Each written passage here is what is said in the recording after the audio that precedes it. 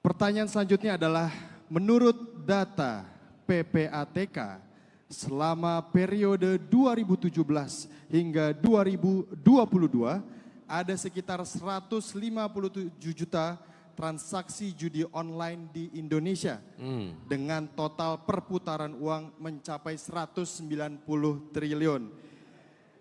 Sedangkan di Medan sangat mudah menemukan orang yang di sekeliling kita sedang bermain judi online. Nah, bagaimana komitmen Bapak terkait pemberantasan judi online? Silakan, Pak. Ini harus dihapuskan dengan tuntas, dan ini harus diberantas sampai akar-akarnya dan backing-backing yang ada di belakangnya. Tidak ada pilihan lain. Tidak ada pilihan lain.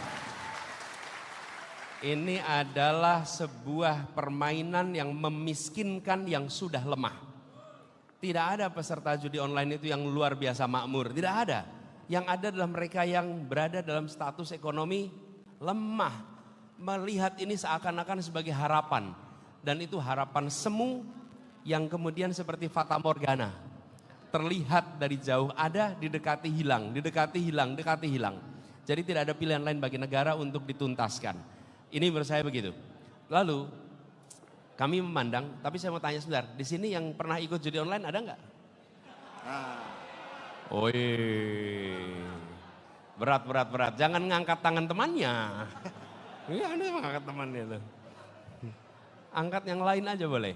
Jadi itu, tapi penanganan teknisnya itu membutuhkan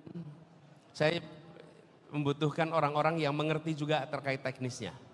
Terkait teknis soal itu. Saya lupa memperkenalkan, saya datang di sini ditemani Pak Tom Lembong. Pak Tom Lembong, boleh berdiri Pak Tom Lembong. Pak Tom ini mantan Menteri Perdagangan dan mantan Kepala BKPM. Lalu yang kedua saya temani Pak Leon. Mari Pak Leon, berdiri. Pak Leon ini ada yang pernah pakai Tokopedia? Ah, ini pendirinya Tokopedia. Pak Leon. Kalau menangani secara teknisnya gimana judi online itu? Oke, siap. Teknisnya walaupun butuh effort tapi tidak terlalu susah, Pak Anies. Teman-teman nggak terlalu susah. Jadi pengalaman saya di Tokopedia, saya memang concern banget tentang fraud, tentang anti security. Jadi penipuan, itu di bawah saya itu, jadi fraud dan penipuan. Nah jadi sebenarnya intinya itu yang pertama harus ada kemauan, Pak. Nah ini yang harus kita tanya. Kalau kemauannya udah ada tadi. Kemauan sudah ada, Pak Anies sudah jelaskan, clear banget kemauannya sudah ada ya. Jadi kita itu butuh people, proses, teknologi.